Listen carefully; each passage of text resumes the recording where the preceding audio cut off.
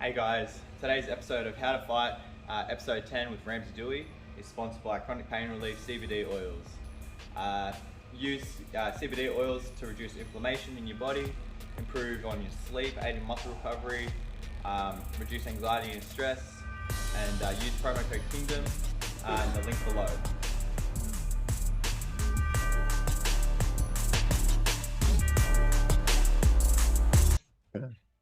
Hey guys, it's Coach Eli here with episode 10 of How to Fight. Honestly, this is probably one of my favorite episodes that I haven't even done yet.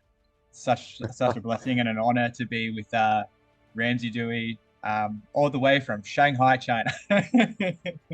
That's right. How you Good to been? hear, How you Elijah. going? What's been happening? Good. How you doing, man? I'm good. I'm really I feel overwhelmed, if I'm honest. I feel like I'm in a very good place right now. The gym's doing really well.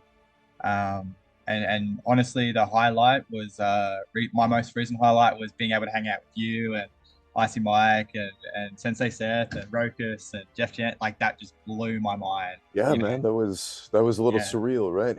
Yeah. It was like I've been following your YouTube for so long, and to be sitting in front of you the other day and just chatting was, I don't know, it was something special to me. I really enjoyed it. Yeah. Well, that's cool, man. I appreciate that. Mm. I followed your YouTube channel before I met you, Yeah. so it's not a one-way thing, man. Yeah. It's like you see somebody on the internet, you watch them on YouTube, and it's kind of easy to forget this is a real person.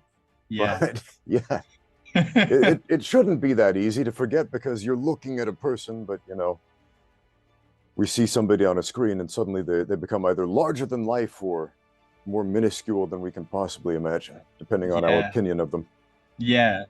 It's funny because I think a few of the other YouTubers and that were saying the same thing. It's like when we met you in person, it was like you're the exact person we see on the videos. Like you are that person. There's no mask, there's no charade.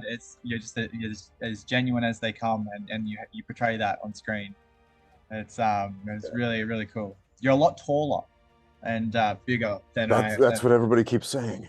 Yeah. That's what everybody keeps saying. They're like, you're a giant. I thought you were 2 inches tall because on my phone you're 2 inches tall, and in real life you're a full-sized person.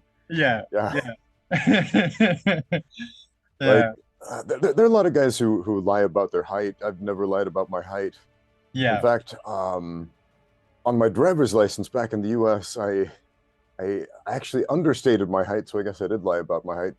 I was like 1 inch shorter, and then people would look at my license and say, "Wait a minute, you're taller than this," because I'm. And then some dude who's like 5'10", claiming to be 6'3", would be like, "Because I'm 6'3", and anyway. US customary units. Yeah. Dudes always lie about their height, man. So they just do. assume everybody's a different size, I think. Yeah. How are you settling back in China? Could you say that again? How are you settling back at home in China? It's settling back in China. I'm doing well over here right now. I've got classes going on at the 3 gyms I'm working at. We just had a fight show for Animal MMA. One of my main gyms, and some of my students had their first MMA fight, first amateur show. So that was interesting. Great learning experience. Yeah.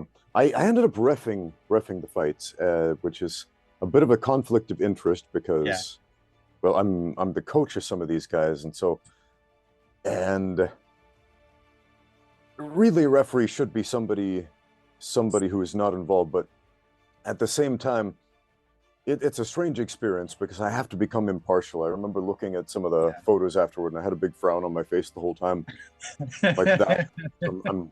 Remember I was holding up the hands of one of my students, announcing him as the winner with this look on my face, trying to look completely impartial.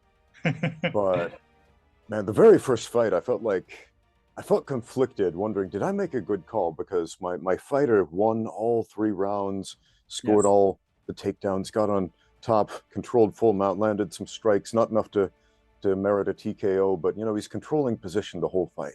Like the Yes. last 30 seconds of the third round, the dude escapes from the bottom, lands some crazy hammer fists, Yeah. jumps up to his feet. My fighter is not responding. I jump in there, I wave it off. And moments later, my fighter stands up like, come on, man, what happened? And, Yeah. the responsibility of a referee is to err on the side of caution in favor of fighter safety. So that was my primary interest rather than giving my guy the best chance of winning, Yeah. But there's that conflict of interest. So Yeah. How do you go about managing that? Because obviously you're a professional and you do the best you can, but some people, they may have money riding on it, or they have other, their friends may be the, owner of the gym that they're fighting or whatever. Um, how is that like for you to go into those situations like that? Like, what's the thought process? You said you about being impartial. Do you go and fight it? Do you go and say I can't do this, or what's the sort of well, in this case, it's an amateur fight. hmm, If it was a professional fight, and one of my own guys was competing, yeah, that's not going to happen. yeah, Amateur fights, as far as like a local small show, um, I'm okay inserting myself in this situation because I do know how to ref fights. I do know how to keep my fighters safe, and I don't trust most people with that responsibility yeah, because, man, I remember just listening to the people in the crowd screaming for blood, like, drop some elbows on his face, this sort of thing. yeah, And it was an amateur rule set, so no elbows to the head was yeah, allowed in this particular fight. And I'm just thinking that, man, it's a good job that these guys aren't the ones reffing. This is yeah, this is insane. Um, but yeah, being a referee requires it requires experience. It requires training. Like, I think any good referee should run themselves through scenarios the same way a fighter would. yeah, But as far as professional fighting, yeah, I've reffed a bunch of fights, but never with a fighter that I've trained. yeah, It's it's a stressful experience, man. It's stressful being a referee. I think in some ways, for me, it's almost more stressful than being a fighter in a way, which is mm, saying a lot because that's a tremendous amount of stress. But yeah, the idea that your decisions, and you can make bad decisions as a referee, yeah, right? Because you got to make them that quick. These affect the careers of people in a tremendous way. yeah, I mean, if you step in and make the wrong call, all of a sudden everybody's saying, "Oh, you're a bum. You're a bum because you lost that fight." yeah, You know how yeah, casual fans are. You lose one fight and suddenly you're a yeah, bum, right? yeah, yeah. They're in the top three, but they just lost that one, so they don't know they're never come back. Yeah, Yeah. yeah. Um, what's what's your gym at the moment? Like, what's the three gyms you train out of? You coach out of?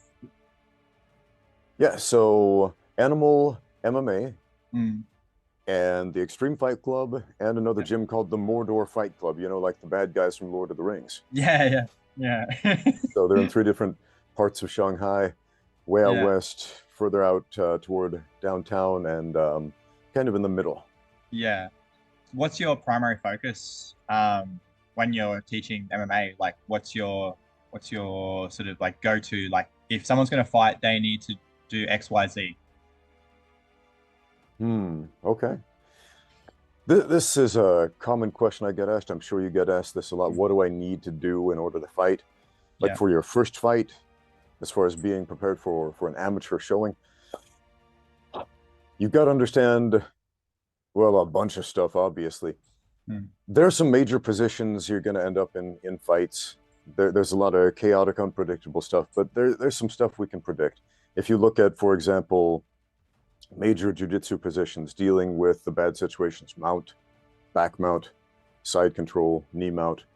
If you have a good answer for those positions, okay, you're going to be all right on the ground, Yeah. right?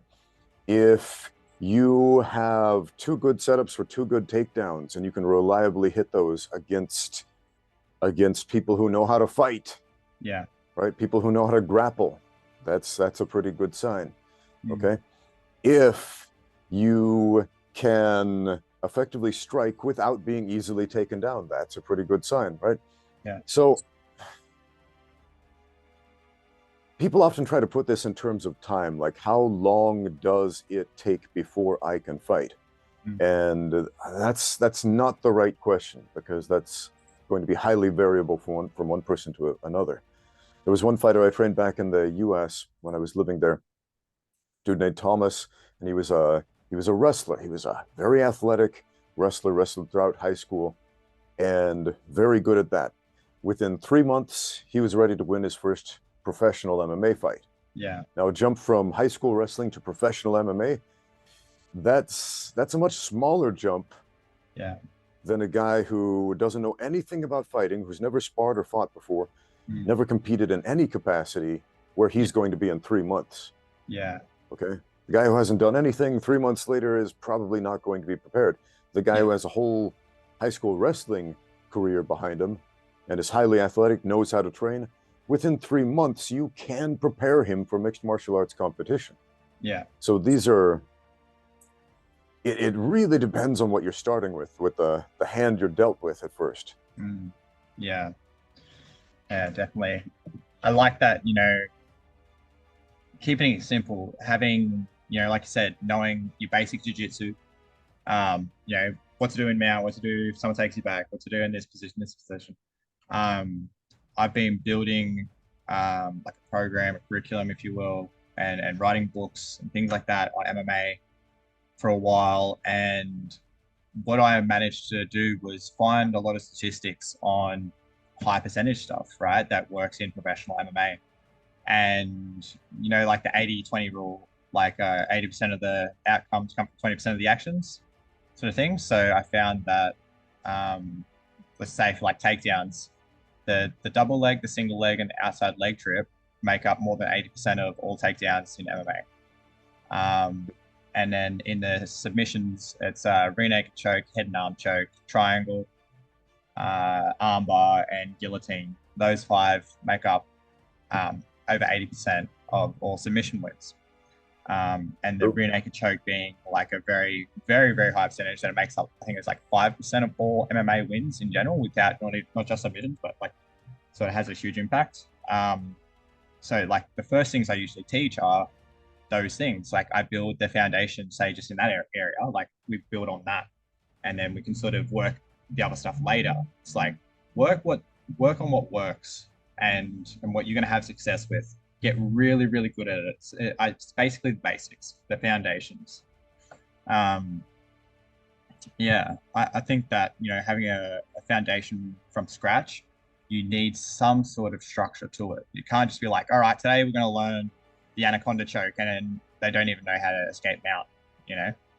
Um, I had a question about your martial arts journey, because you are. I was talking to one of my friends here at the gym the other day, and they were sort of asking, what you're like, and I said, it's like, I said you got like one of the best fight IQs I've ever seen, and I was like, even Icy Mike was saying this when we were down there, saying, whatever problem you have with your things, it's like just ask Ramsey because he's got the answer. It's like the nicest thing Icy Mike ever said about anybody, man. Yeah, that's it. You'll probably kill me. You'll kill me if he heard that or repeated it. But where did it all begin for you? Like, what was the catalyst for you? Because I know that you're a dancer. Like yeah, you're very you're a Mormon, you're a dancer, and you're an MMA coach, right? So it's a very very different mixture. But how did it all begin? How did martial arts begin for you? Okay, like a lot of fighters, it all started with getting bullied as a kid because I was a skinny little wimp who got picked on in school. And because of that, I hated it. I didn't like being terrorized by bullies. And I remember watching Bruce Lee movies when I was a kid thinking, well, there's the answer. You know, in my childhood mind, I translated this beautiful display of choreographed violence on the screen as that's the thing. That's what I need. If I could fight like Bruce Lee, if I knew martial arts like that guy, then I wouldn't have any problems. So this is something I attached myself to early on, and you know, as I got older, the more I learned about fighting and martial arts, and the fewer bullies there were in my life, it's it's the motivations change. You know, I think the last time I had an encounter with a bully, I was probably actually I had some roommates my freshman year of college who were just the worst, man, the worst. But it was mostly verbal, not so much physical. But you know, after that, after age 18, it's like there weren't the high school bullies anymore. There weren't those guys trying to pick you up and stuff you in, or pick on you and stuff you into a locker and stick your head in the toilet, that sort of thing. Yeah. So yeah, the motivations change. I kept doing it. I kept doing martial arts just because it seemed cool, man. It seemed really cool. And again, the motivations kept changing when I started fighting. I think a big part of the reason I started fighting, aside from, I mean, really the biggest reason I started competing in combat sports was money. I needed an extra paycheck. Yeah. I had a background in martial arts. I thought, well, I have a chance to earn some money to pay some bills, ironically, medical bills. So let's compete. And at first, I didn't really have a competitive drive. I wasn't a competitive person. I didn't really care if I won or lost. I just cared if I got that paycheck to pay the bills at the end of the month. That was it. And I remember for the fight show I was competing in, there was this online forum where fans of the show would chat about it. This was the fairly early years of the internet, but they would chat about it. And I remember somebody commented on one of the fights that I lost. And I didn't really care about this. I thought, you know, it's an honorable thing to get into the ring and fight. Yeah. So nobody can talk smack about that, but they did. They did a lot. And I thought, who are these people? Come on, man, that's not cool. And then, man, it happened a lot. And there was a lot of backlash. Like, Ramsey Dewey's the worst fighter on planet Earth, and he sucks, and I hate him so much. And I was like, oh man, this hurts my heart to hear. And at one point, at this point, I started out as a kickboxer. Before I ever did MMA, I had no interest in grappling or mixed martial arts. It was just kickboxing, just pro kickboxing. That was it. And there was a certain MMA fighter who called me out, who said, yeah, you think you're pretty hot stuff as a kickboxer, but if we had an MMA fight, I would kick your butt.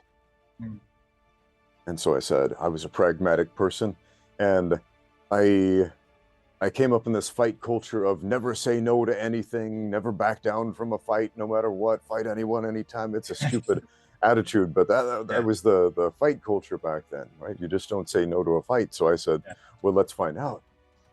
And we did, and it turned out, fortunately for me, he was kind of a bum, so I beat him in like the first round with liver shots. If you look up my highly inaccurate Sherdog record, it says it was a guillotine choke. No, it was liver shots, man. Like everything on that record is wrong. The number of fights, the vital statistics, my height, my weight. That's probably why a lot of people think they look at me like, you're bigger than I thought, because they look up Sherdog and it's all lies, man. It says I'm like 145 pounds, something like that. I'm not a featherweight, man. Never have been. Anyway. So yeah, I thought, I beat this dude. It was pretty easy. I thought, man, that was incredibly easy. MMA is not that hard. I don't need jiu-jitsu. I don't need wrestling. And let's do it again. And boy, was I wrong about that. Did it again. Had a fight with a dude who knew what he was doing on the ground, took me down, dropped some elbows on my face. And I was like, well, dang, we got to fix this. So something changed in me around that point where I decided it's not enough to just show up and compete and whatever happens, happens. I want to win. And the more fights I watched, the more I started seeing all these little loopholes people were not exploiting, sometimes big loopholes, like basic positions, a basic understanding of of half guard, top and bottom, how Yeah. to control and pin from the top, turn it into a wrestling Turk, or how Yeah. to use it as a transition to the top from the bottom. And that was like one of the big positions nobody was exploiting back then. Yeah. And I thought, you know what? If I could coach some people, I could show them how to exploit this and start winning fights that other people are losing. Yeah. And so I opened up my own gym. It was a small gym back in the United States. Put up an ad on Craigslist and said, hey, come train with me for free. Some dudes showed up, Yeah. Yeah. trained, won some fights. It was awesome. And yeah, man, a lot of people were in disbelief. Like, this guy I said was the worst fighter ever is training guys to win fights. No way, no way.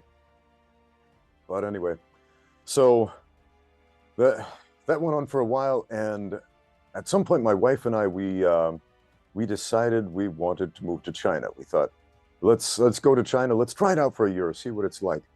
We got jobs at a university. We were teaching at a university initially, Shanghai Normal University. Mm. And we liked China. We decided to stay. So I helped to pioneer the sport of MMA in this country because it was pretty much non-existent when I got here. Yeah. I think there was one professional fight show in Beijing before I came here. Yeah. Show called Art of War, had a very interesting rule set. There were no decision wins. It was either winner by knockout or submission. They had like long rounds. It was like this hybrid rule set, so you could do like soccer kicks and head stomps and elbows and whatever. Pretty cool show, but very low level of skill, and it they didn't do that many shows. So aside from that, there were a very few people in the country in general who knew what MMA was. There were no MMA gyms in Shanghai. There was like one small group up in Beijing even training for the sport. And so I decided, you know what, let's open up an MMA gym in China. So I opened up my first gym, had a bad experience with a business partner who was kind of greedy and drove us into the ground, but fortunately that wasn't enough to stop the sport from rolling forth to the point where right now the UFC has their second performance institute here in Shanghai. They've got some great fighters developing right now in this country. So yeah, that's where we are at the moment. That's awesome. That's really, really cool, man. Thank you for sharing all that. Wow, it's a long journey. Why China? Like everywhere you can go. You're like, you know where we should have lived? China. Why go there? That's a good question. My wife and I had a friend from Shanghai back in the US, this dude named Chen Shizhong, and he's he was a friend of ours for a while. My wife actually met him because she was his driver's education instructor. She taught driver's ed back in the US, helped people get their driver's licenses. And this Chinese dude, he's getting his American driver's license. You are okay. Yeah. And at one point he says, hey, you guys should move to China with me. And we kind of laughed about it. He's like, no, I'm serious. I'll help you get a job at a university. It'll be great. Yeah. And we thought about that seriously, like teaching at a university. That sounds kind of cool.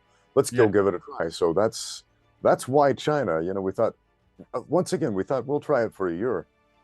Probably a better question is why did I stay in China for 16 years? Yeah. Because it's cool. That's why. Yeah. But like, how did you go? Like, I've watched a lot of stuff on your YouTube and stuff when sort of through lockdown and that, so sort of have a fair idea. But through lockdown and that, it seemed like it wasn't the best place to be. Oh no. At that point in Chinese history, it was not cool. And so, what was your experience of like the lockdowns, and like we saw what we seen in Australia was horrific, you know, like it was couldn't imagine living there. What was it like for you? What was that experience like? Okay, so at that point, been living in China for a very long time, had a very positive experience. And then all of a sudden, COVID hit. In 2019, it wasn't so bad. It was during the Chinese New Year where pretty much everything shuts down anyway. And so at first we thought, okay, it's no big deal. It's like that time that other, no, what was it? I don't remember. Some disease came through China Like around a 2008 or so, right before I got here. Yeah. And people put on masks once in a while and business as usual. Yeah. But then there was like a short-term lockdown declared. It was like basically you can go outside, but some businesses are closed. Okay, no problem. That went on for a couple of months, and then life went on as normal. Yeah. Okay. And then they introduced these QR codes, special QR code you had to have on your phone to get in and out of certain businesses and so on. Yeah. Again, not too bad. But then this last year, okay, 2022, the Shanghai lockdown. It wasn't a nationwide lockdown. It was specifically the city of Shanghai. Yeah. They locked down the entire city, meaning everyone in the entire city is locked in their home. They cannot leave. No businesses are open. There's nowhere to get food. There's nowhere to get potable water. And this is important because tap water is not potable. It's not drinkable in Shanghai. Okay. Yeah. So if you don't have a water storage, you're out of luck. You don't have a food storage, you're out of luck. Yeah. And everybody's locked in their homes for 3.5 months. Fortunately, my family, we had food storage, we had stored water, so we were able to get by. We had to ration a little bit, but we were okay. A lot of people were not. Yeah. And you know, there were some like food packages distributed by the government. Yeah. But it was very, how can I put this? Inconsistent. Okay. Like some people got nothing, some people got a lot, some people got like, we got like one package from the government. It was a cardboard box that had like a carrot, an onion, a cabbage, and a can of Spam. Oh. And I thought, man, if this is all our neighbors have, man, those poor guys. I remember we went on the balcony one day, and I looked over and saw my neighbors, and they're just looking sad, and hungry. And my wife comes out with the cabbage and says, "Hey, do you guys want this?" They're like, "Oh, yes, yes." She throws the cabbage over there because we couldn't even leave our doors because like the doors are sealed. They've got like paper or over the top, so if you open, the seal breaks, and they know, and they've got people policing everything. So, I mean, it's no secret China is an authoritarian state, right? But before this, like nobody really had any idea just how authoritarian, of course, unless they're remembering like the Cultural Revolution in that era. But in recent times, nobody had ever seen anything like this.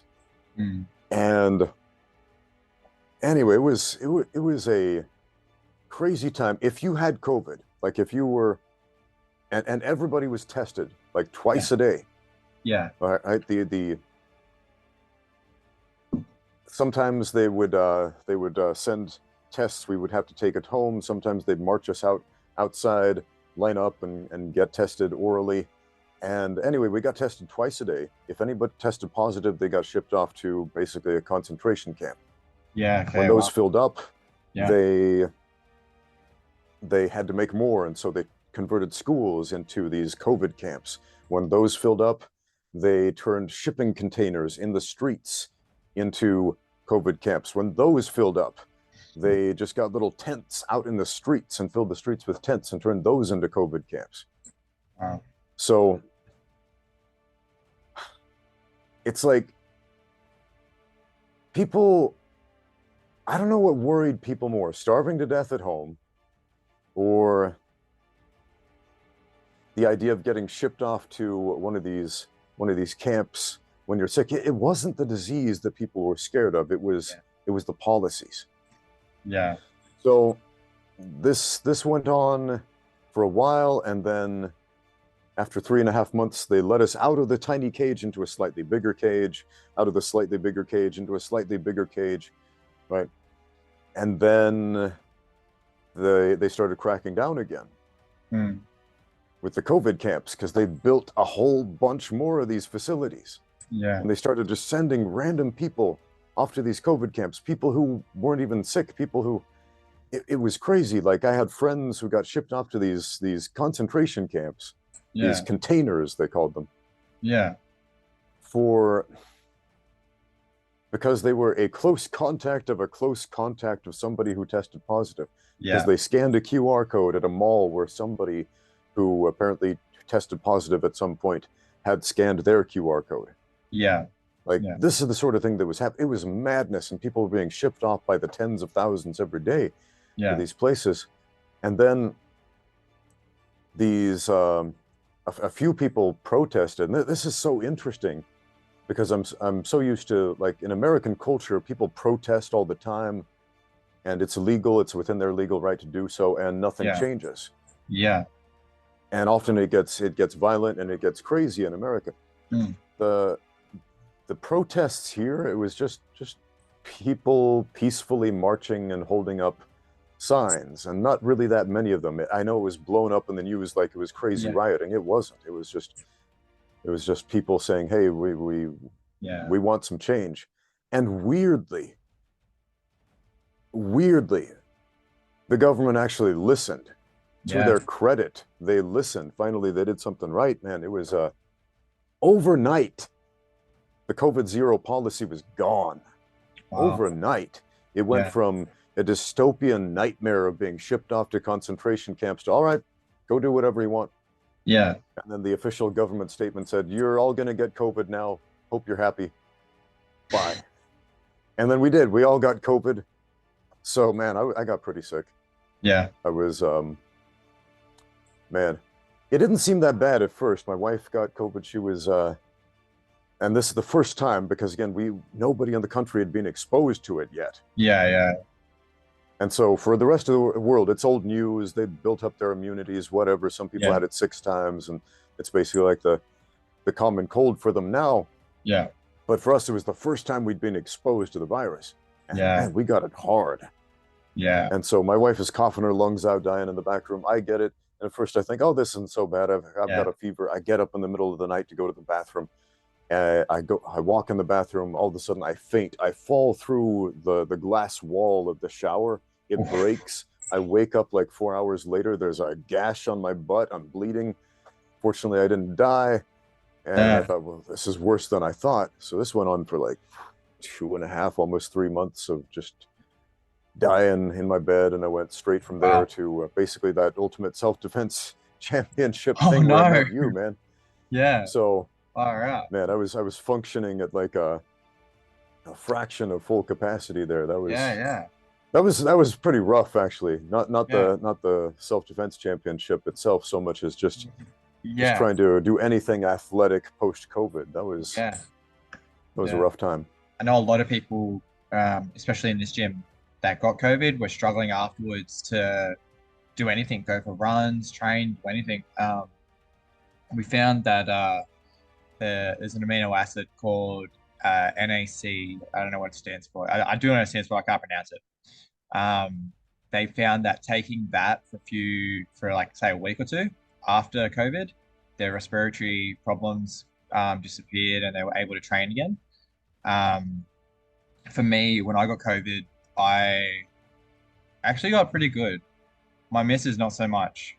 She was sick, like really, really sick. My daughter was sort of sick. She was only 1. And she was fine after a day or 2. But I woke up, I felt like crap for the morning. I had a headache and my body was sore. I had a nap, woke up, and I was fine. That was it. Yeah. Yeah.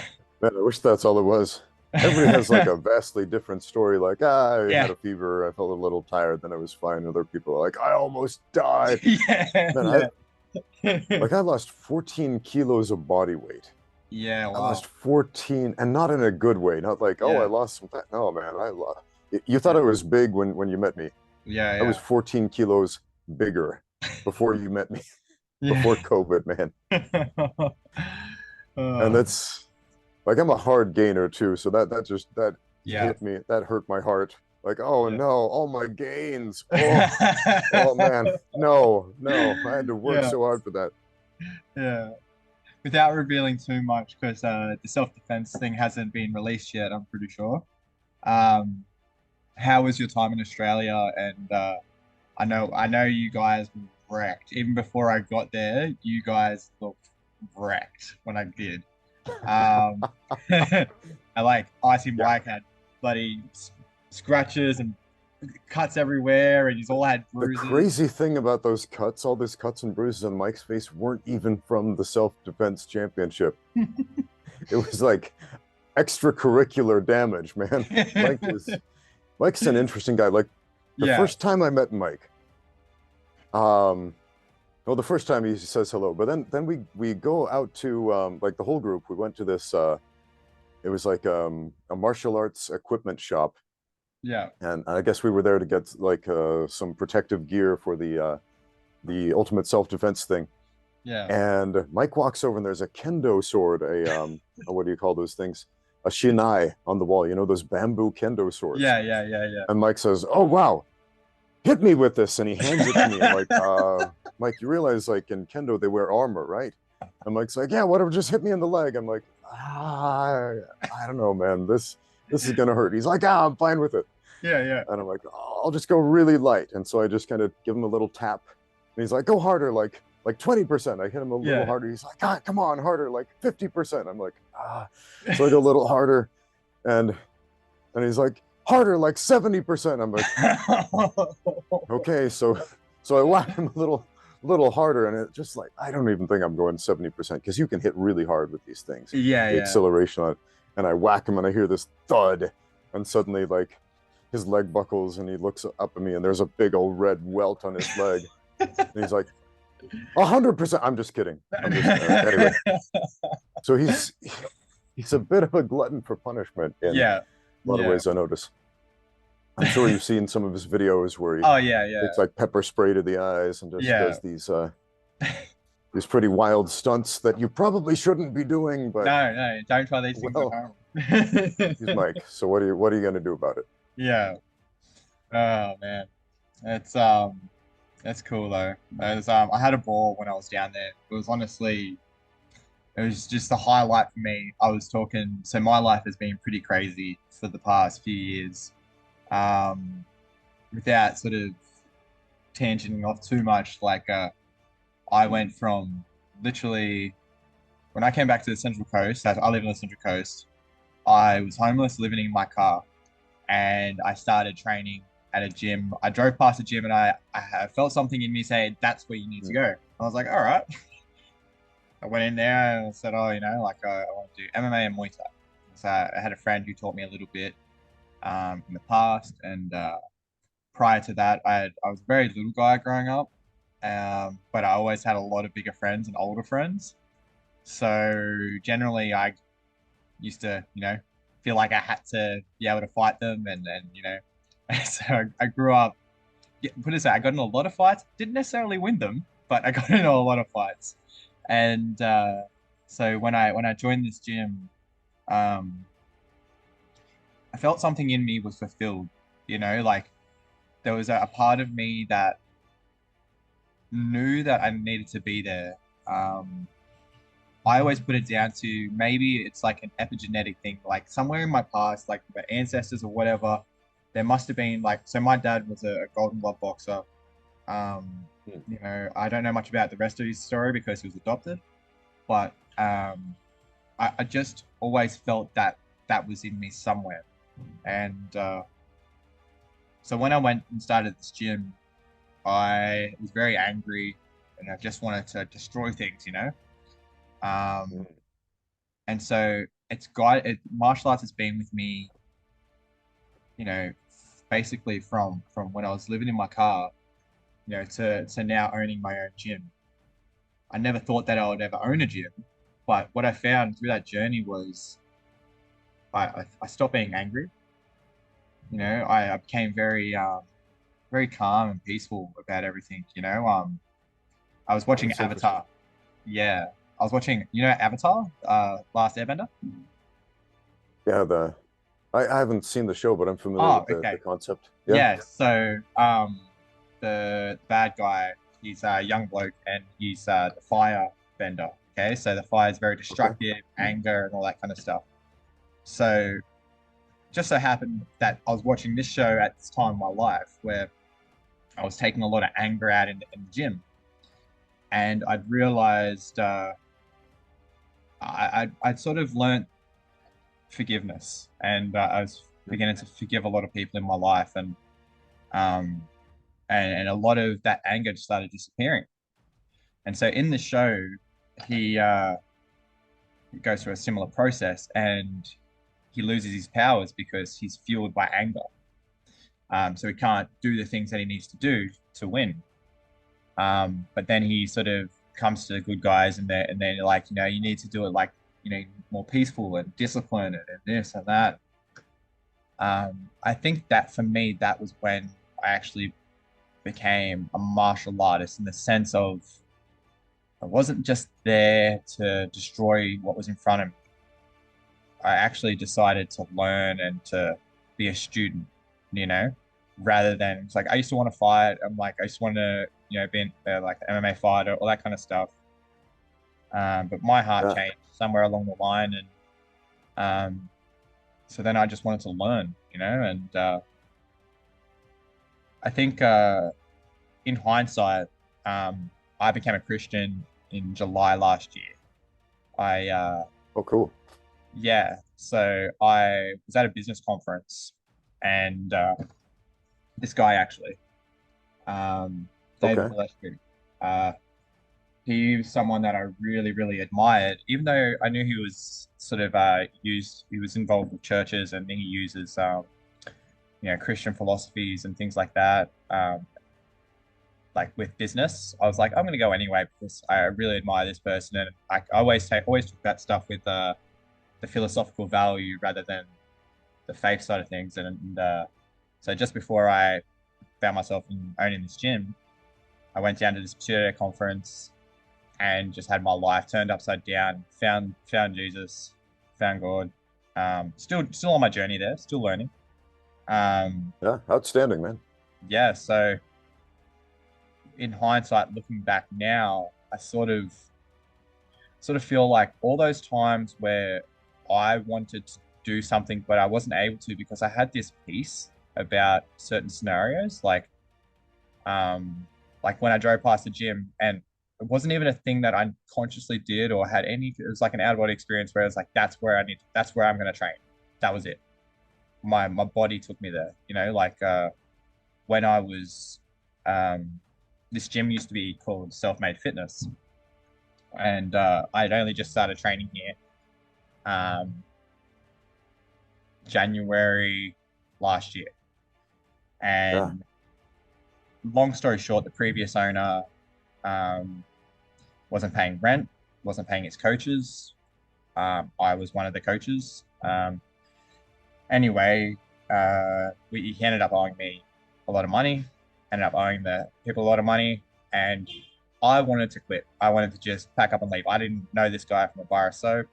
I've only been here a little while, but I felt something inside me saying, there's just like a peace about about the whole situation that was keeping me here. Even though everything was going to shit around me, I felt this peace, and I was like, I didn't know what it was, because in my head, I'm like, I can't let this person treat me like this. Like a wise man would walk away. And then when I went to this conference, I realized that that peace that was keeping me there was like it's God. Sort of. Um, and when I realized that, broke me, because I realized that it wasn't necessarily a voice or anything. It was just this overwhelming peace about the situation. And I look back to my life, and I've seen this reoccurring. I was like, oh, there was times where, I could have died, and that peace was there. There was like a lot of times. So that's why it's Kingdom Martial Arts. I kind of say this isn't my gym, I'm just a steward for this gym. This is I put this down to this God's gym, because I don't if I tried to do it, it wouldn't work. you know. Hmm. Um, so that's sort of where I'm at now with that, and coming to terms with that, and involving that in my journey in martial arts has been a very weird sort of thing, right? Because like even though there's not much of a crossover, there is. Sure. Ultimately, I'm teaching. I have a kids program. I teach MMA. We have Muay Thai, Jiu-Jitsu, boxing. A bit of everything here, and a lot of men come here that are lost. Oh Um, yeah, for sure. I was lost. Like I said, I just wanted to fight. I just wanted to get in fights. I wanted to cause damage. I wanted to hurt people. Um, Yeah, and this is a really interesting topic. And it mm, reminds me of a comment I got on YouTube a while back. Somebody said, "Hey Ramsey, I like your channel, but I notice you bring your religious beliefs into the equation sometimes, and mm, I think your channel would be more popular if you never talked about religion." And that's probably true. mm, It probably would be more popular, mm. right? But that's not what I'm after. I'm not after a popularity contest on YouTube. I'm Yeah, after, well, a few things. Honestly, expressing myself. Who else said that? Bruce Lee did, right? yeah, That's one thing he got right. Honestly expressing yourself. And I cannot do that if I don't talk about my relationship with God. Like I yeah, can't. yeah, Like I love this narrative of forgiveness that you brought yeah, up because, man, as I mentioned, I got bullied a lot, and that was my impetus to get into martial arts. And I carried this. Man, yeah, I had anger issues when I was a kid. yeah, Like the bullies would torment me, and I would snap, and I try to yeah, murder them, and they'd just laugh and beat me up. And I carried this anger with me for quite a long time. But the more I learned about martial arts, just like you, it started to change, and it mm, went from anger and vengeance to something to the polar opposite. I had a dream at one point, a dream about my school bully, and he was tormenting me, and I remember in my dream I just started fighting him and using all these martial arts techniques I knew and just beating the crap out of him. And then I yeah, just started killing him and beating him to a bloody pulp in my dream until he was just dead. yeah, And then afterwards, the way I felt was the opposite of the way I wanted to feel. Like, oh no, oh yeah, no, this is not what I wanted. yeah, And when I woke up, it was transformative. I remember thinking like, man, my whole motive of anger and vengeance and get my comeuppance, yeah, like that can't persist. yeah, Um, so yeah, man, if all we teach people is how to do takedowns and strikes and punches and kicks and arm bars and chokes, at the end of the day, in my opinion, I've failed as a coach. yeah, Because like you said, there are people.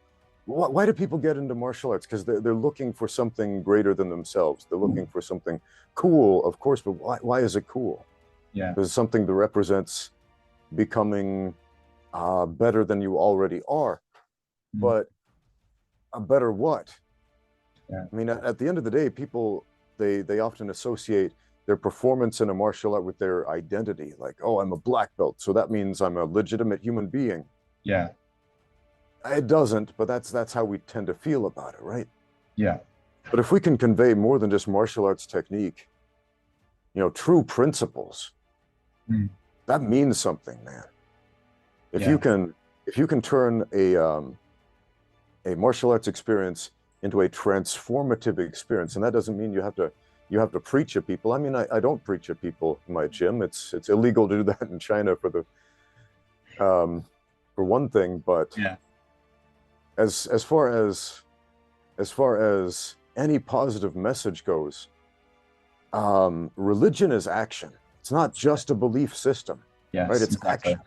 Yeah, Like we are compelled to action through belief on things that are true, yeah, through belief on true principles, right? And people see actions, right? They don't care about your words, they don't care about your belief, they care about what you do, yeah, right? And they see that in your eyes, they see that in your face, they see it in your soul. if you're that type of person who lives that. So Yeah, that's an awesome story about Kingdom Martial Arts. Thank you for sharing that. that's all right, man. And I think you're right. I think you also just answered a question for me as well, was, you know, the way martial arts and my journey has helped me become a better person. Um, I often think about how can I do that for other people, and I think you're right. I think it comes down to, you know, being that person, that being the example, right? Like as a coach, you're not just teaching them that, like you're not just a coach. Sometimes you're a counselor. Sometimes you're an Uber driver. Sometimes, you're this, you're that. You have so many different roles, so many different hats you put on as a coach, and you're a mentor. And I find that as people find out who I am and the things I do outside of the gym, I think that speaks more to the values that I value, the principles that I value, than I could ever say, regardless. You know, um, so I think so. I often think about that because I teach the kids. Basically, I teach them the Bushido code, but I teach them as in the virtues of a warrior. So we talk about. I ask them about respect and honesty and self-control and humility, things like that. And we just talk about it at the end of class. Um, so that's how I've sort of incorporated that into the kids programs. But with the adults, it's a bit different.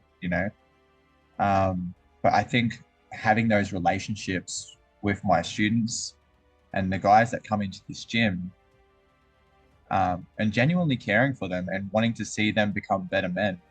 I want them to come in here and become great men, not good men, great men. You know, um, I think that's the best way to influence those sort of things in these people's lives. Yeah. Yeah. How do you go with your faith and stuff in China, because it must be difficult, right? I've heard many stories, people smuggling Bibles over there, blah blah blah, and lots of different things. Hmm. What's it been like for you, and has it impacted your training, your life? Like, what areas of your world does it impact? Okay. Well, as far as religious law goes in China, Hmm. it's something like this. There is freedom of religious belief, but not freedom of religious expression.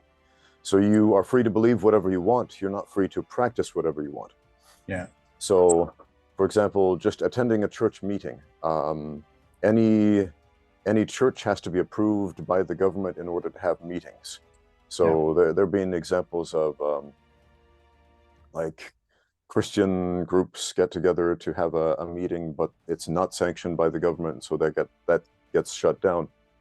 So, fortunately, my particular church group, that we do have sanctioned meetings, and so no issue there, except for the last 2 years, man, almost 3 years under COVID. Like the meetings were canceled for almost 3 years because yeah, of COVID. So we had online meetings.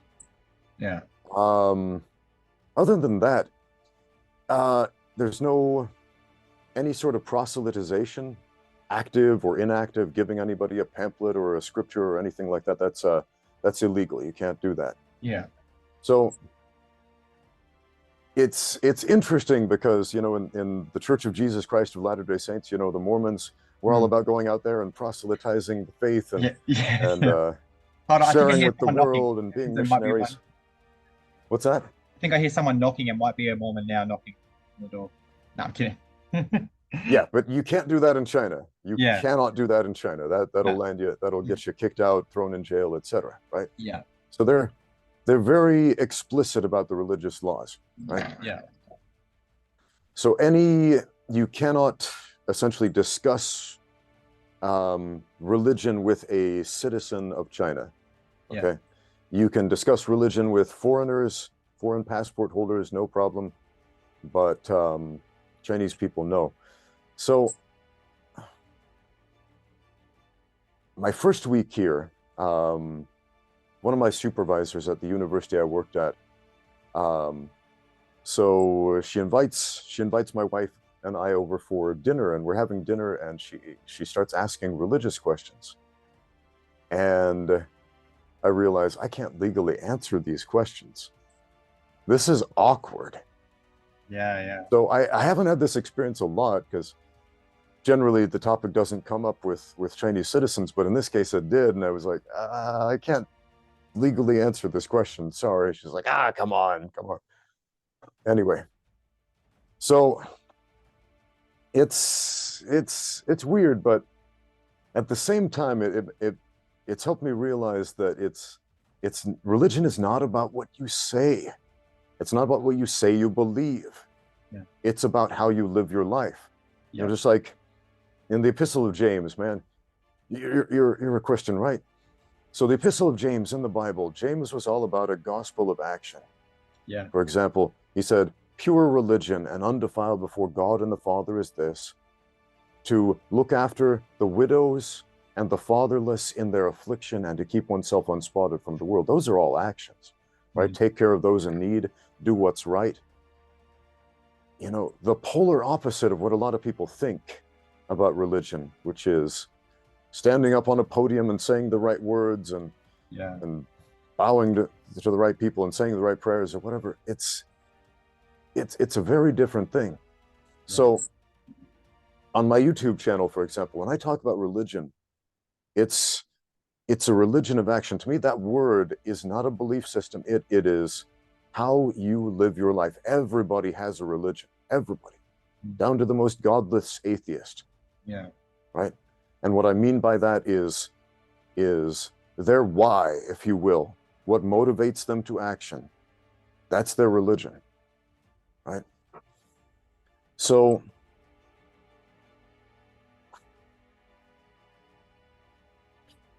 yeah. Is it because you also have another channel on religion and philosophy? Is that illegal? Could you say that again? There was a... Oh, you have another channel, RAMSEY DEWEY, on religion and philosophy. Is that illegal in China? In China? Well, is your YouTube channels illegal because you talk about it?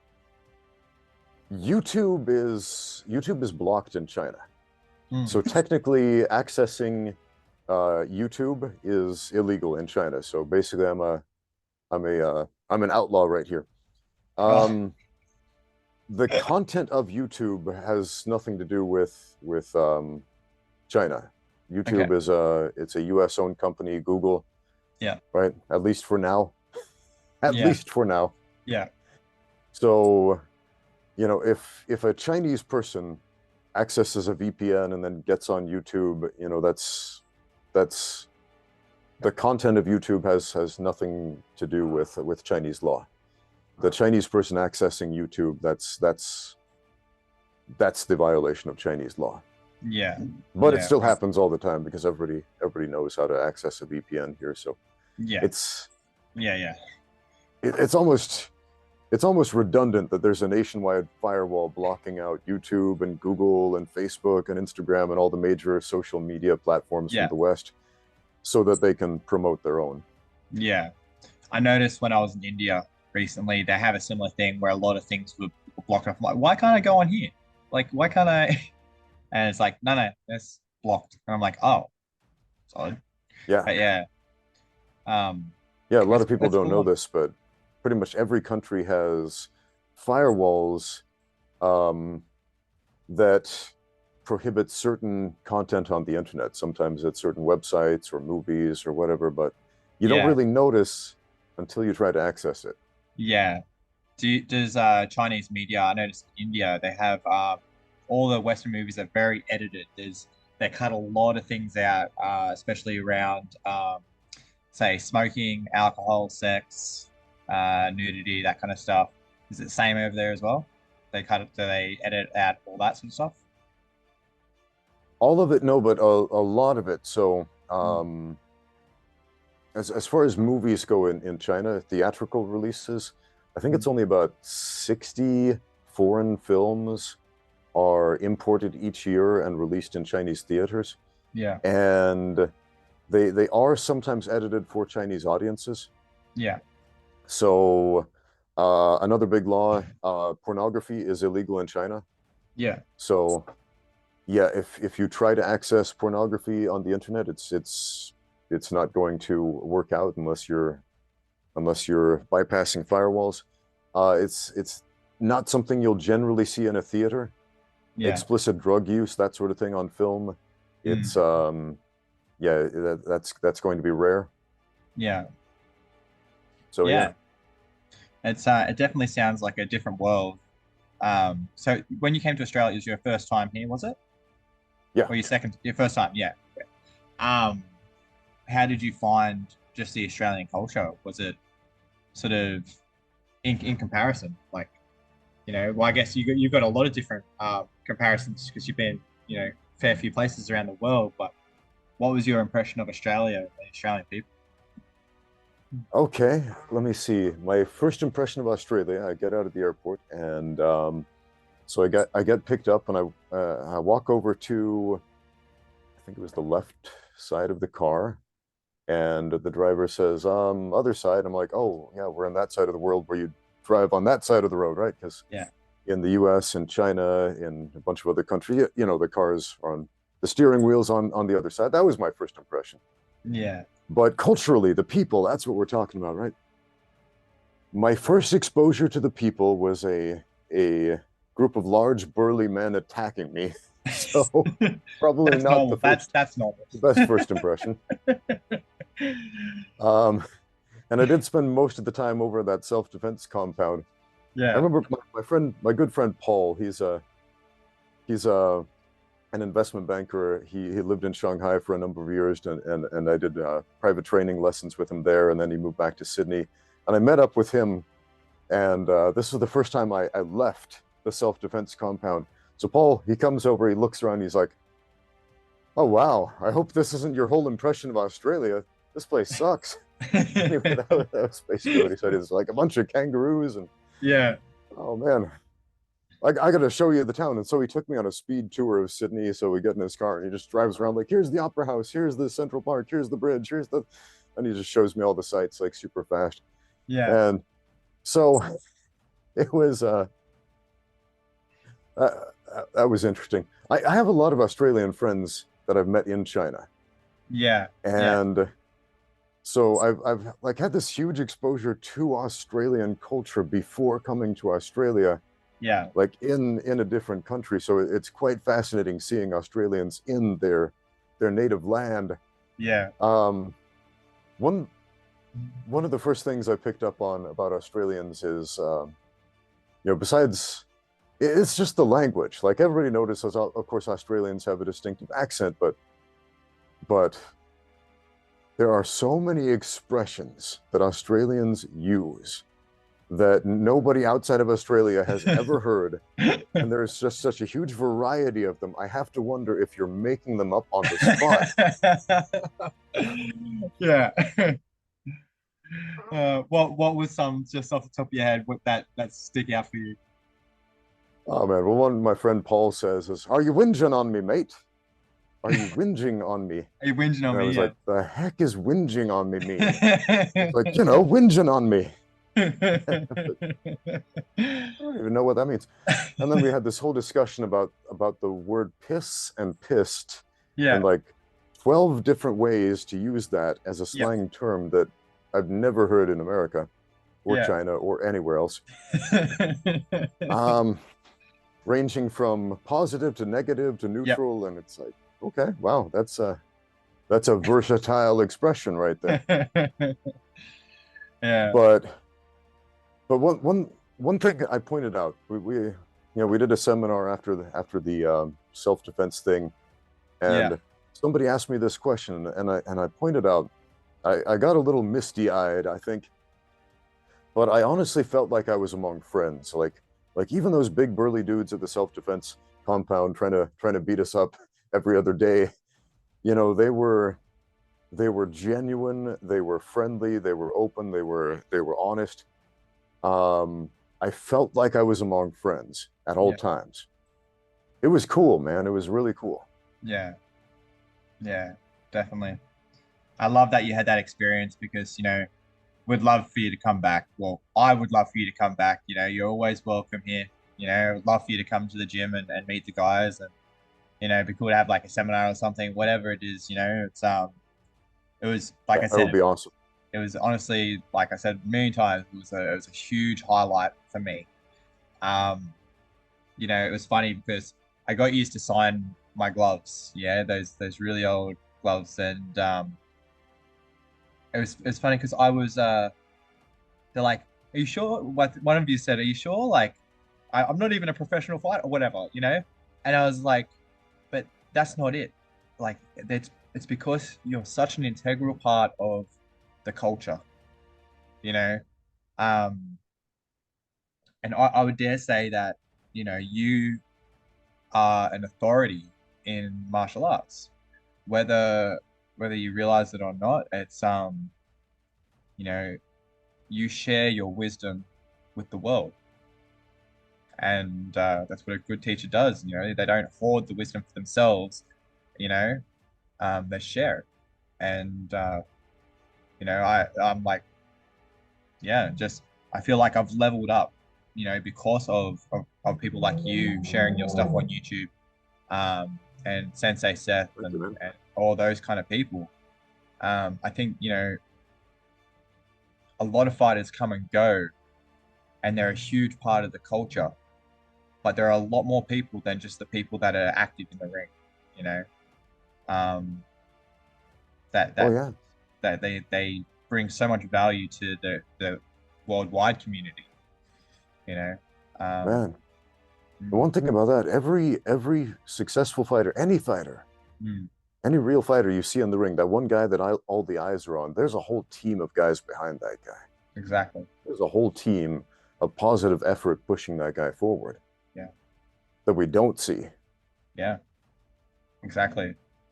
And that's a that's a big thing, right? I used to work in the entertainment industry, and it's sad to say, but the most important people of of that thing, say I used to manage musicians. The musician is the least important person in that dynamic because there can always be another musician, and they may say, they may have a hit or whatever, but then they become old news. But it's the people behind the team behind that person. They can pick up another musician and bring them up. All right. Even if that career ends, they can just go and grab another person, you know? Um, and I guess it's the same in MMA and fighting as well, right? That team, if you have the right team nurturing a fighter, that person can become great. But the thing is, they can also pick up another person, you know? Um, it's there's the front man for all these things, but there's also a large community behind them that are, if not more important than the people in front, The Yeah, Yeah, like a musician's the last one to arrive and the first one to leave, you know? There are a lot of people out there to make them look good, to make them sound good, to look good, to, whatever it is they got to do. And, it's yeah. takes a village, man. Definitely takes a village. Yeah. And on the other hand, YouTube is kind of the opposite because like Mm. most YouTube channels, every YouTube person, not every, but a huge percentage of them, there are one-man operations, Yeah. Yeah. which like for example, your YouTube channel, how many people are involved in that? Do you have an It, editor? Do you have a no, team behind you? it's literally just me. It's literally me. Majority of the stuff I film is on my phone. I Yeah, edit it same. edit on my phone. I'm actually trying something different today. I'm recording on the laptop, and Jeff Chan told me I need to start editing on my laptop. So I'm going to give it a go. So I'm going to try and edit and do all the stuff on the laptop today. Um, but yeah, I've been doing it on my phone for, how long I've been doing it? It's like I've been doing it over a year now. Well over maybe 2 years, a year. No, Yeah. probably about a year. Yeah. Tell you what, my most popular videos I filmed on an iPhone 4. Yeah, yeah, exactly right.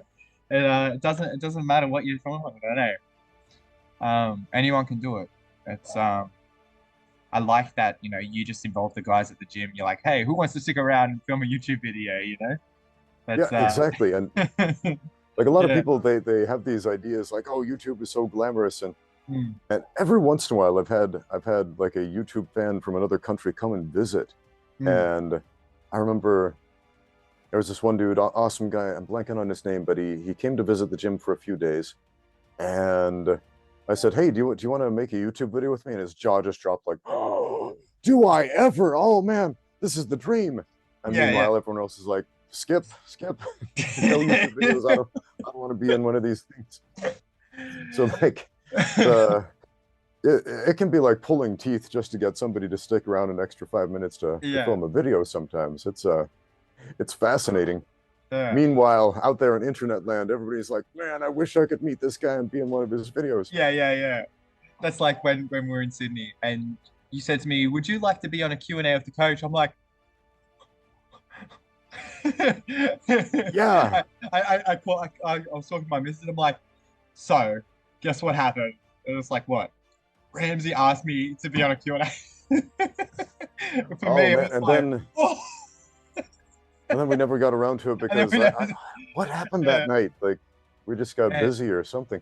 yeah. But speaking of which, okay, let's whip out some questions, man. Let's whip out some Oh. questions. We're gonna do Q&A with the coaches right now. Oof. Okay.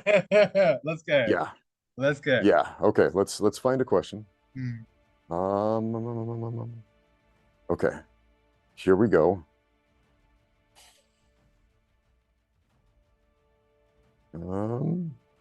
Okay. I usually screenshot all the questions that I get, and okay. This is a pretty general one. This one comes from. Oh wait, I already answered that one. Never mind. Okay, here's one. This is a for the streets question. I get a For the lot of those ones. streets. From R. Hayabusa, he says, Ramsey and vicariously Elijah, does boxing work the way it normally does, but in a street fight? I am pro boxing in the sense that I am for it and I practice it. Is it easy to break your hands with knuckles or harder to duck punches?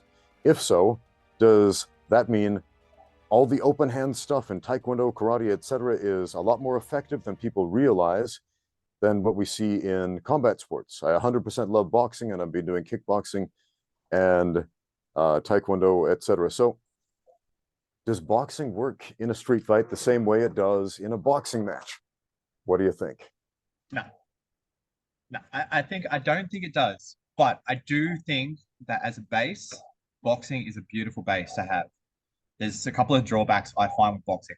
One, you're wearing gloves. You don't hold your hand like this, you hold your hand like this. And that's it. Yeah, There's one problem I see when I get guys coming over to MMA and they go to punch, they punch like this.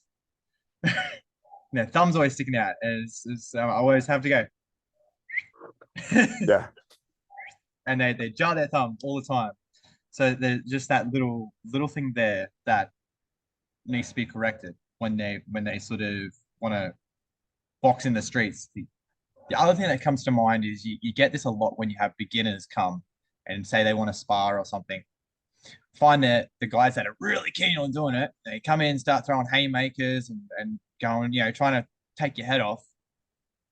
You're not in a boxing match. Yeah, you'll use boxing to defeat it, but you're not in a boxing match. You're not going to do the Mm. same things you would do with a boxer.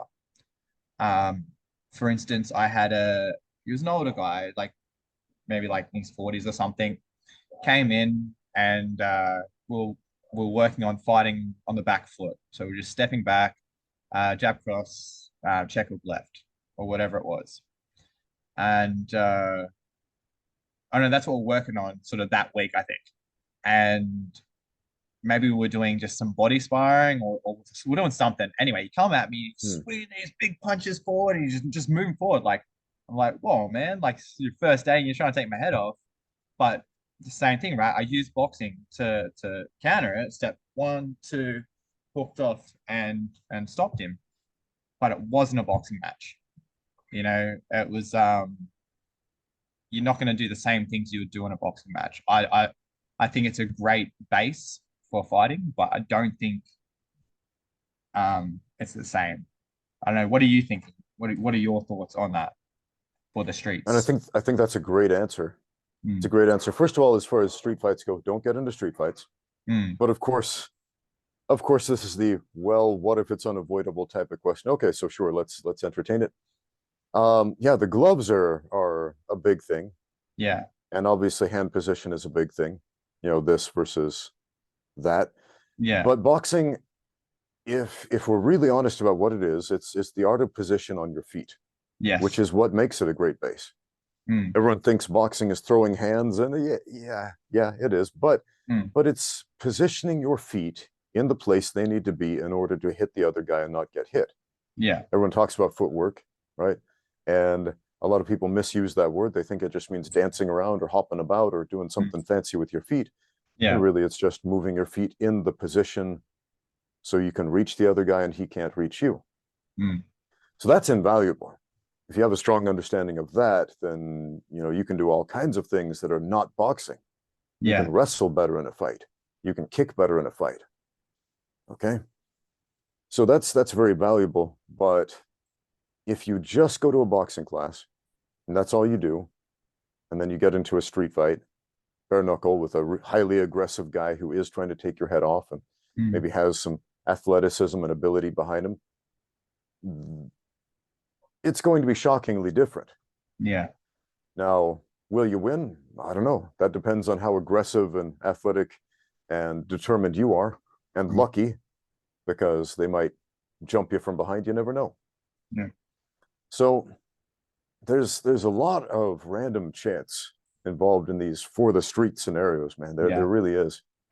yeah, Like, again, I don't want to give too many spoilers about the mm, Ultimate Self-Defense Championship, but it's kind of weird that this was a competition since so much of it was up to random chance. yes, yes, Like one of the first events we did, and I'll tell a little bit about this because it was advertised. yes, We fought on a bus, a moving bus, and we're fighting in different positions, randomly chosen positions. One guy sits in front of the other, one guy sits behind, one guy takes the aisle seat, one guy takes the inside seat, etc. And then we have to fight, we have to spar in these mm, weird scenarios. And it's never the same situation twice. And then the bus is randomly moving side to side, herky jerky, throwing us around. So when you think you have the upper hand, suddenly boom, you're thrown yeah, onto the floor or onto your back, and it just doesn't seem fair, right? Because it's not. yeah, It's not. And so while I could argue like, yeah, well that bus thing, like that's ever going to happen in real life, except when I was a kid, it actually did. I got beaten up on the bus quite a few times, come to think of yeah, it. yeah. I know some But it's stories it's with a that good as well. illustration. Yeah, Yeah, yeah, it's it's a good illustration of mm, how random life can be, right? yeah, And how we're often thrown in a very unfair situation with every advantage given to the other guy, and the tables can turn immediately. But mm, it is always objectively better to be stronger, to be more athletic, to be better trained, yeah, be a better boxer than to be a worse boxer. yeah. This is always objectively true. I think for self-defense, I think for me personally, I'm very new to wrestling. Um, but I find that wrestling for me has shown to be a very, very superior for the streets defense. Um, once you control that person, we have a catch wrestling coach that comes here sometimes, and when he grabs you, and you're like, Mhm. oh, your name is Sir, isn't it? Sorry, sir. um, so for me, even like a very, very good jujitsu practitioner, I think jujitsu has some holes that I think came about Sure. because of competition. Um, but when you can hold someone and impose your will on them and stop anything from coming, attacks coming your way, it's a different game, to play. You know, it's, Yeah, there's always that you always have a puncher's chance. You get that lucky hit in or whatever. But yeah, if you're wrestling someone that knows how to put you on the ground or put you where they want you to be and dominate you, it's a very different thing. Mm, for sure. Grappling has always been about taking away the other guy's weapons. yeah, Like wrestling was originally a battlefield art, yeah, and this confuses a lot of people because you think, well, if you have a sword, why would you wrestle? Except mm, that if you look at the way sword fights actually work, as soon as the blade cross, as soon as the blades cross, you enter a bind, meaning you can't hack and slash each other anymore because the blade is stopped by the other guy's blade, so it becomes a grappling situation. yeah, This is why battlefield wrestling developed in the West. This is why Jiu-Jitsu developed in the East. This is why Taiji Chuan, the counterpoint of Taiji Jin, sword fighting versus hand-to-hand, was a thing, right? yeah, Grappling arts developed side by side with weapon arts, right? Because you hold weapons in hands as soon as you enter the bind, it's a grappling situation. So it's always been about taking away the other guy's weapons, taking away his ability to use the weapons by yeah, closing the distance, by essentially squashing him, by throwing him on his back, by tying up the arms. mm, And these are weapons too. yeah, And grappling in unarmed combat serves the exact same function to take away the other guy's weapons. yeah, yeah, definitely. I think if you pair boxing and wrestling, you're good. I think you have a very, very strong base for mixed martial arts. Being able to, well, like you said, boxing, I try to break things down into, the 3 to 5 things that are essential and that contribute the most to each thing. So within I got like books and books and books of things here that just notes, like Oh, for that's instance, awesome. like this one here, this is my second book I'm working on. I Oh, I'm have, excited to see that. And I'll tell you yeah, why in a minute. this is the book. So this book is just full Everybody of, should be doing this. yeah, this is just Every full of serious like martial artist should be cataloging, yeah, taking notes. Like after every drills training and session, you should notes. write something down, man. Yeah, I have so many things here, like um yeah, just books and books and books, right? Of me, just things I've learned and et cetera, et cetera. But what I've learned is I have to figure out what it is I'm trying to learn. So Mm-hmm. with MMA, I sort of broke it down it's like there's striking, there's grappling, and position and transition.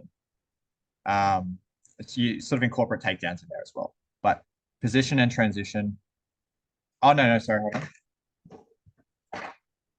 I got, yeah, striking, footwork, takedowns, position and transition, and submission. And then there's like other things as well, like fitness and nutrition. But there's generally those things, and then within those things, like within striking, there's striking, but then there's footwork. You know, Yeah. there's attack and defense. There's like it's like a flow chart, right? Like how deep do you have to go, and then within those things, what works, what's been shown to work at the highest level, um, and how can you replicate that? So um, Yeah. with with jujitsu, I've noticed that um, takedowns aren't a thing that they really do that often. Maybe it's just with the people that I've talked to in jujitsu, and I've learned takedowns in jujitsu, but Yeah, a it's not lot of really jujitsu that. schools never cover this topic. Yeah, Some do quite well, but most yeah. don't, which is a So crying shame, man. it is because they talk about because every fight, even jujitsu in competition, you start on your Hmm. feet. Starts on So the feet, yeah. yeah, like when I have guys come to MMA, they do jujitsu. They say, "Can we learn takedowns?" I was like, "Yeah." Like Yeah. generally, I run a class like this. We spend a bit of time on striking. We have like one sort of Dutch drill combo that we do. Then we'll work on a takedown. We'll drill that one takedown and an entry, and then we'll do either some sort of position and transition on the ground, or we'll do a submission and an escape. and then the last sort of 15 minutes of something we'll either have a roll or like a light spar, very technical sparring, something like that. That's generally how I run a class. So Okay, that's a pretty good every format. Yeah. yeah, every day they learn a little bit of each, you know. So they learn how to tie it all together, but then they can also, after that class, they want to work more on their striking, they can go straight into boxing or Muay Thai straight after it. Or they want to work more on their jiu-jitsu, they can go to jiu-jitsu after it or before it, you know. So um, yeah, do you have like a sort of structure with your lesson plans? You teach out of three gyms. Yeah. I'm sure you've worked out some way to get people good. You know, like you know, some sort of system. Like what's that look like for you? Okay. Well, I do a few different types of classes. So there are public classes. Those are usually in the evening, and these are Mm, classes.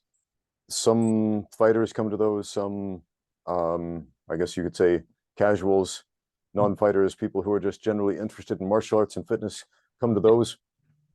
So that's an interesting mix that includes MMA classes, jiu-jitsu classes, boxing classes, and kickboxing classes. Okay. And then I've got private lessons, and I do private lessons with fighters.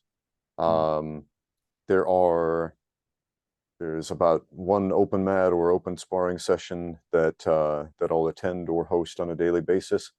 yeah, Um, and then there are there are private lessons I teach to individuals who have no interest in fighting. So mm, how I approach it depends on who it is. yeah, So let's go for the general classes, because a lot of martial arts classes are in this boat where the pro fighters and the casuals train together, and that's yeah, that's fine. That's fine. Um, because the major limiting factor is time. I mean, that yeah, is the big limiting factor, yeah, and so sometimes you have to throw everybody together. yeah, So with those, you you basically have to take a fairly general approach, something that's going to benefit everybody, meaning you're going to focus principally on principles, on yeah, foundational aspects of martial arts, right? yeah, Something that is going to benefit a fighter and something that is going to benefit a casual. Well, how about this? Controlling position, mm, improving position. yeah, Okay. Let's take mount, for example. This is a big problem. We mentioned this with amateur fighters. One of the big problems with amateur fighters is they get stuck in mount, they get stuck in side control, they don't know what to do. yeah, They don't know how to stop a takedown, so they keep ending up on their back. They don't know how to finish a takedown, right? These are all really basic things. yeah, These are basic things fighters have to rep out again and again and again. How to use your back up against the cage to stand back up, how to yeah, stand up on the open mat, right? mm, Really simple things. So yeah, in the general classes, we're focusing on general things. So as far as the breakdown, something like this, I'll do a warm up, and my warm ups, I hate warm ups at a lot of gyms because mm, a lot of them are stupid. They're just silly. yeah. Yours is going Phone's off as going off well. right there. They're silly. They just make you sweaty. They don't serve any purpose. Every Yeah, movement in my warm up serves a purpose, right? yes, They yes. are combative techniques. Okay, Sorry, I'm just it's almost like a kata, if you will. yes. For example, I do a lot of tumbling, and a Mm, lot of people look at me like, "Why are we doing shoulder rolls and backward rolls and cartwheels and round offs and all this other stuff?" And it's for the simple reason to get your body used to falling safely, yeah, to moving in 3 dimensions. yeah, Okay, so that you can replicate these movements when you start to roll. We call it rolling, right? And then most people just lie on their back the whole time. What yeah, about the rolling part? That's the moving in 3 dimensions. You have to get used to that type of movement, right? mm, People always scream about, oh, takedowns are too dangerous because we're going to get hurt. Well, why aren't you doing tumbling? Like yeah, that's essential. yeah, yeah, I mean, that'll make you warm and sweaty. If that's your goal, you don't have to do jumping jacks. That teaches you nothing. yeah, Do some tumbling instead, right? yeah, That's yeah, that's intelligent. Okay.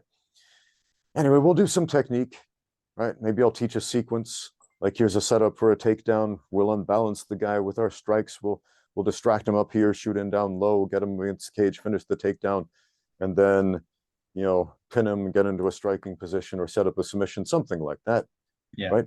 But then we have to break it down. And you got to I break it down by steps, because if we start sparring immediately after training a technique, nobody hits that technique. Yeah.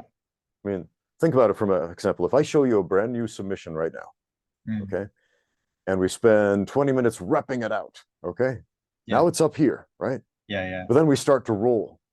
So Yeah. Elijah, how many times are you going to hit that submission on me that you've just seen for the first time 20 minutes ago when we roll? No. Is it going to happen? Nah, not really. Nah, I've No, done it. right? I've done it. Exactly. I have done it before. Exactly. I have to say, I have learned something and then been able to do it straight away, but it's not something that you generally see. No. Yeah. Yeah, not something you Yeah. generally see, especially against a competent grappler, right? Yeah. So, Exactly. so we're going to break it down. So you put yourself, this is where we start to drill. And this is a word that everybody uses wrong. They think drill is like any movement, any exercise. No, it's not. Yeah. Okay. A drill means there is an element of competition. There's a goal and there's a certain level of resistance. Yes. For example, let's say I just teach you a submission like the armbar for the very first time. Okay. We will set up the armbar. We'll start in a position where we're almost finished. Yeah. Okay. We're almost finished. All we have to do is extend the hips, lie back, pinch the knees together, and we're done. Okay. Yeah. But there's one difference. The guy on the bottom is going to fight back and he's going to try to improve his position. Yeah. Okay. And then we say go. We have 10-second goes. The guy on top tries to finish. The guy on the bottom tries to escape. Yeah. And so the guy on the top, he has a bunch of opportunities to rep out finishing this technique against live resistance. Okay. Yeah. And the guy on the bottom has a bunch of opportunities to develop his defense at a very high level. Yeah. And then we dial it back a little bit. We take it back one step. Okay. We take it back one step. And so we're one step further removed away from finishing the armbar, if that's the brand new submission we just learned that day. Yeah. And then the guy on the top tries to finish. The guy on the bottom tries to improve his position. We could do 10-second goes a whole bunch of times. And so we get a whole bunch of opportunities to get that one extra step that we need to do. And then we dial it back one more step and one more step and one more step until we're actually free sparring. Yeah. Right? Yeah. Yeah. And by that time, each student has had 100 opportunities to practice this movement against live resistance. And so that when we start free sparring, now it's not just up here, it's in the muscle memory. Yeah. And now they start executing that move in real time. Yeah. And it starts becoming much more high percentage.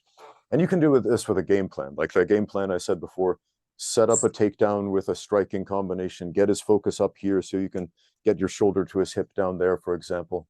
Yeah. Right? We can break this whole sequence down into let's just make the goal, get him up against the cage. Or let's start up against the cage and make the goal, get him down. Yeah. All right, he's down. Let's start from here and make the goal, pin him in a position where you can strike him. Yeah. Yeah. Et cetera, right? So breaking down movements like this, especially when you see somebody's having trouble with a particular point.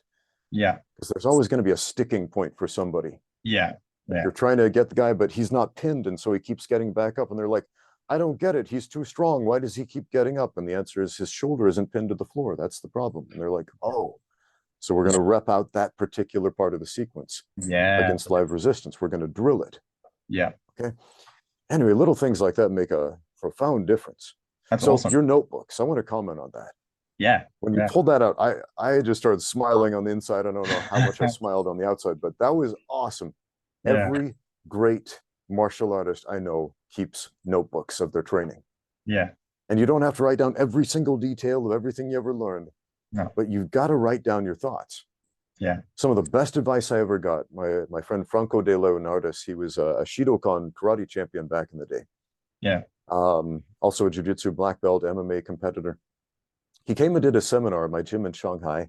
And the most profound thing he said was, keep a notebook.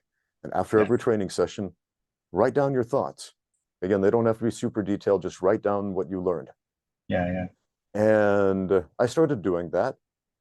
Some of my students started doing that. And I noticed everybody who started doing that improved so much faster than those who didn't. Yeah. My friend Jawad Mahmoudi, he's been on my channel a few times. He's probably the highest fight IQ striker I've ever met in my life. Yeah. And he does exactly what you do. Yeah. Like he showed me his notebooks, and it's like musical notation. The way he writes this down, he's got it down to a science. Yeah. Yeah. Like it's like this shorthand system of writing down his moves and his thought processes that Yeah. makes perfect sense to him, and maybe it might not make sense to anybody else, but Yeah. Yeah. Yeah. cataloging your thoughts is invaluable when it comes to training. So I'm so glad to see you doing that. Yeah. If you're not teaching that to your students right now, do it, and you'll make Yeah. massive Yeah. changes. Yeah. Actually, one of the books I'm working on for the future, I is I don't know, actually it'll be over here. So I also keep folders. Okay, so within the folders, I put ideas. So this book here is Beyond the Fight. Okay, Mm. so um, that is going to be a book along the lines of uh, a practical book for goal setting, um, Mm. professional development, martial arts development, um, all that kind of stuff, like ways you can track your nutrition, et cetera, et cetera. So, yeah, I am going to have to wrap up very soon because I have a class coming shortly. I Yeah, didn't no realize problem. we're been 2 hours. Um, but just to let you know there's two reasons why I have books and books and books of my notes. Um, One reason was I should get paid to promote this book. David All right. Balestri, Giant Thoughts. I first met him when I used to work for a charity called Musicians Making a Difference, and we're doing like a professional development day. And I met him, and he shared his story with me, and I was like, oh my God, like I was like looking in a mirror, like we share a very similar story, growing up in housing commission in bad areas. And, we always just had this entrepreneurial thing where we do certain businesses. He would run businesses that I used to run. Like when I was a kid, like I used to go knock on people's doors. Can I wash your car for $5? Things like that. Um, anyway, so one of the things I learned from him was if there's somebody that you admire, somebody that you want to learn from, ask to buy them a coffee. Now, when you like generally they could say no, but generally people are going to say yes. But he said, don't just go and have a coffee with them and just go in willy-nilly. I want you to go home, think about what you want to ask them, go write it down. And when you go to there, come prepared. So I did that. He said, when you have the coffee with them, ask them if it's okay to take notes because you value what they have to say. So I when I actually saw him in a cafe and I asked to buy him a coffee at a later date, I went home, wrote all this down, everything that I wanted to talk to him about, went back, took notes throughout all our meeting. I didn't contact him for 3 months, but after 3 months, I contacted him and I said, I just wanted you to know that I implemented everything you said. I wanted to know that I valued your time and my life is better off because of it. So that was one reason why, because we value our coaches and the information that we take on. The other reason was Dwayne Ludwig Mm. is someone that I follow a lot, and I remember he was on Joe Rogan. He was talking about, or Joe Rogan was even saying that you know the way Dwayne catalogs and writes everything down and all the notebooks he's got, it clicked to me. I was like, I need to be doing that. So it was a way for me to level up. That's why I started doing it. Just anything that I needed, and it's like it's ultimately helped me become a way better coach, a way better Mm. coach than I ever was. Um, there we go. But yeah, honestly, man, it's been an amazing. I can't believe we nearly talked for 2 hours. Lucky I didn't Yeah, plan anything. I'm lucky I have a little bit of a grace period between now and the class, but it's been an honor to talk to you, man, and get to know more of your likewise. story. And you know, hopefully we can do it Likewise. again sometime, man. Um, yeah, Indeed. Indeed. yeah. Yeah, stay in touch, my friend. Oh, I will. Yeah, yeah. You can't get rid of me now. Good. Good. Yeah, I think me and Sensei Seth are working on doing an episode next as well. So yeah, Awesome. Yeah, Seth's that'll a be good cool. dude, man. Yeah, he's cool. Yeah. But yeah, thanks again. I really appreciate your time. and I'll be in touch anyway. I'll let you know. I'll swing you a link and things like that when it sort of goes up. But man, I wish you all the best in your future. And when you come back to Australia, let me know. Yeah, hope you like spicy food. So Yeah. my missus cooks pretty nice Indian food, but it's spicy. So Oh, yeah, fantastic. yeah, no worries. Fantastic. Can't Awesome. wait. All right, mate. I'll talk Right, to you later, Elijah. okay? Thank you. We'll talk to you later. Go out there, keep training. Yeah. Thanks for watching. Now get out there and train. Right, catch you later. All right.